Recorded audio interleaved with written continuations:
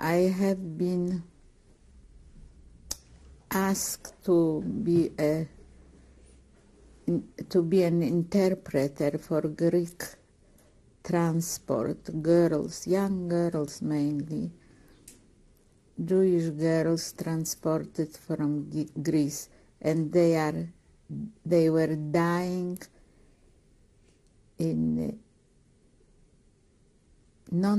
almost non-stop. They couldn't take the climate, and they were very sheltered girls from well-to-do families, and all of a sudden they came to Majdanek confronted with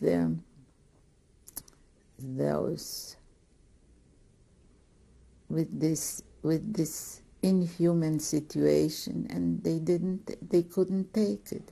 Anyhow, I didn't take the position, as I may say so.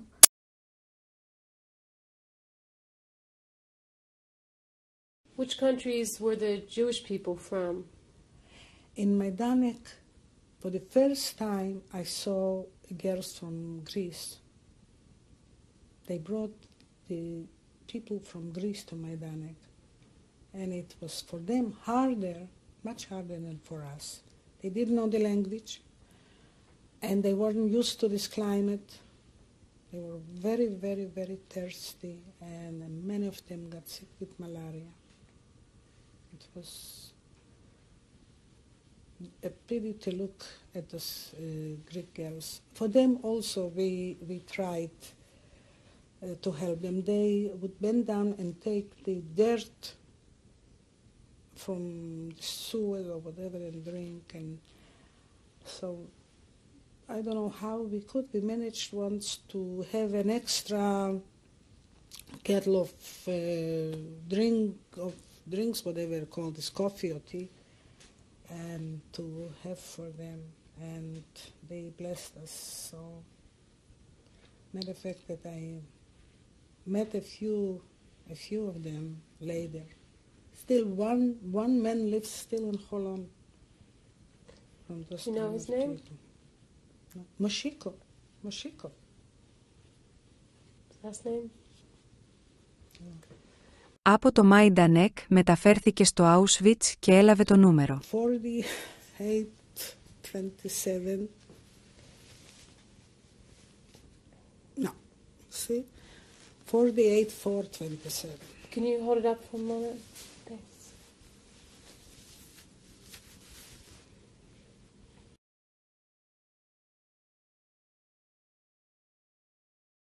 I'd like to go back for a moment to Majdanek.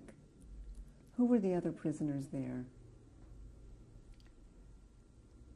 Besides the young people, and I'm talking about the girls,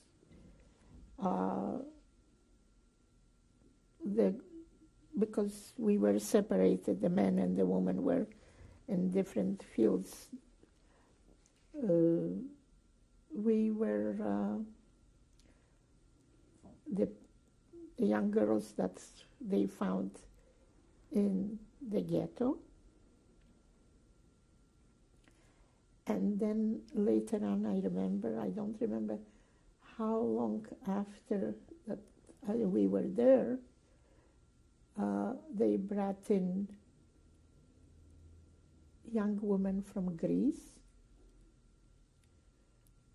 and their heads were shaved when they came into the barracks, in different barracks. They weren't in the same barrack as I was.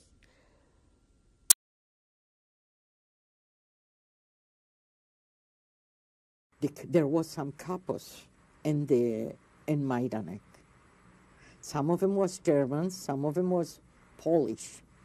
One of the couple told us that one night, they thought about killing all of us. But something happened that they didn't. And we knew about the crematorium gas chamber that didn't stop working a minute. That's worked 24 hours a day. You could smell, you could see, you could feel.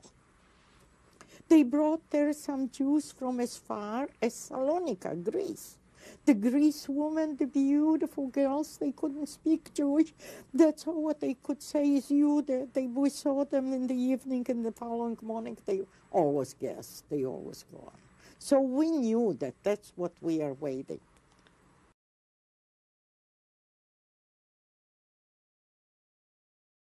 What were the relationships between the people in Majdanek that you shared bunks with? Were they all from Warsaw or were they from all over? We all came from Warsaw because most of the people that I came with, of course, they were from Warsaw, but they were from out of Warsaw because they were sent in before that. And then from other towns to Warsaw. But they were all Polish. They were all Polish Jews. And how did people treat each other? They came transports from other places also. I remember it came a transport from Greece. And they were very down. They couldn't speak any language. Only they could speak French, they could speak Greek, and some of them could even speak Hebrew. But no Jewish, no Polish, no German, and they were suffering terrible.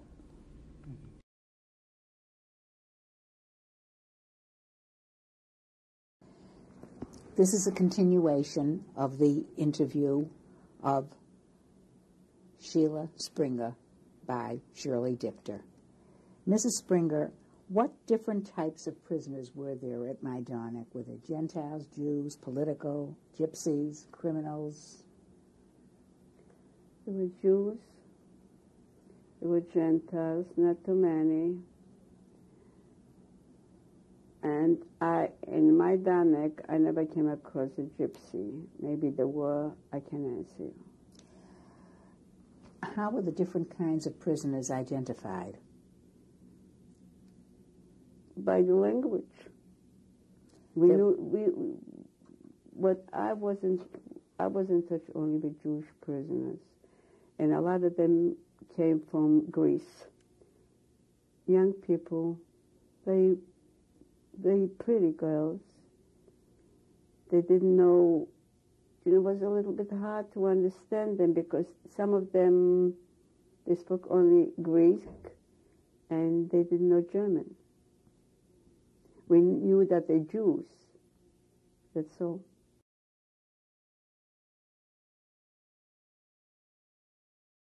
We come out Majdanek.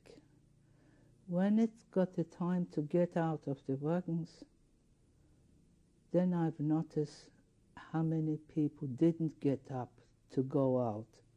There were dead bodies. Didn't realize that been sitting on dead bodies. When we stopped, when our train stopped the second time, we were told it's Majdanek. I don't remember if we heard of it. Majdanek is a place where they concentrated the Jews and kept there. What the impression it made on me when I arrived, that it's like a working camp. There were children, there were old people. So I thought myself, it's not bad. My mother will be with the old people, the children with the children. But next morning, when we stood on appeal to be counted, I saw them all walking away. And the one who's been there before us told us where they were walking, to the guest chambers. A deceiving picture of children. The next day there weren't any children, any old people, there were any handicapped people, there were only young. And there were Greek girls who were sent there for destruction. From where? From Saloniki, Jewish girls. We were prosecuted as Jews But they were double prosecuted. They were put into blocks segregated from the other countries, kept separate. Why? I wouldn't have a clue. They said that the Greeks bring the malaria, bring the typhoid, bring all of this, because they couldn't communicate with them. Seldom anybody knew a bit of German. They spoke only Greek, French, and the guards didn't speak those languages. And I don't know, they had the worst luck of everybody. I've been with 3 of them who accidentally, how they did it, slipped in our block,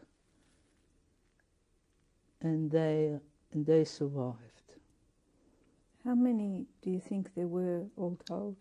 Thousands and thousands. The same was later on, not only Majdanek.